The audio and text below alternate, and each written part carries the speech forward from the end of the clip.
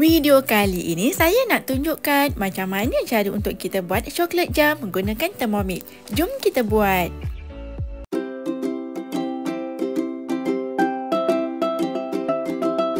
Mula-mula masukkan dark coklat, kemudian masukkan milk coklat, tutup dan kisar selama 6 saat, speed 6.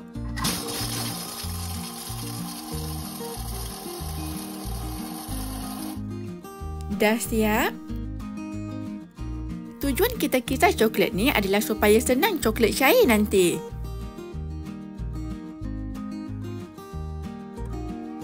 Kemudian masukkan minyak jagung. Tutup dan masak selama 4 minit suhu 60, speed 2 sehingga coklat cair. Dah siap?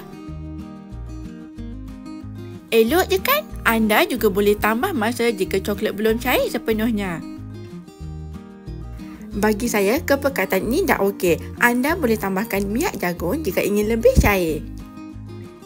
Kemudian, anda boleh masukkan mini Coco Crunch, Coco Ball atau Bubble Rice. Tutup dan mix selama 30 saat, reverse speed 1.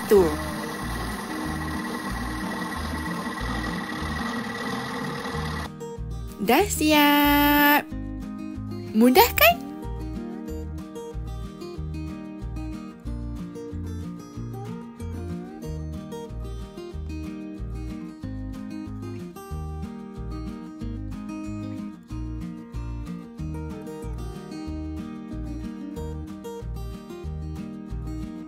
Sediakan bekas. Kemudian, tuangkan mini Coco Crunch ni ke dalam bekas.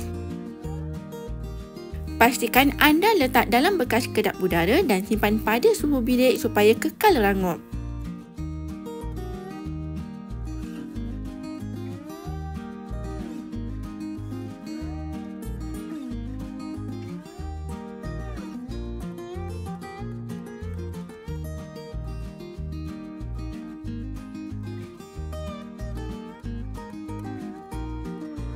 Sedia untuk dihidangkan.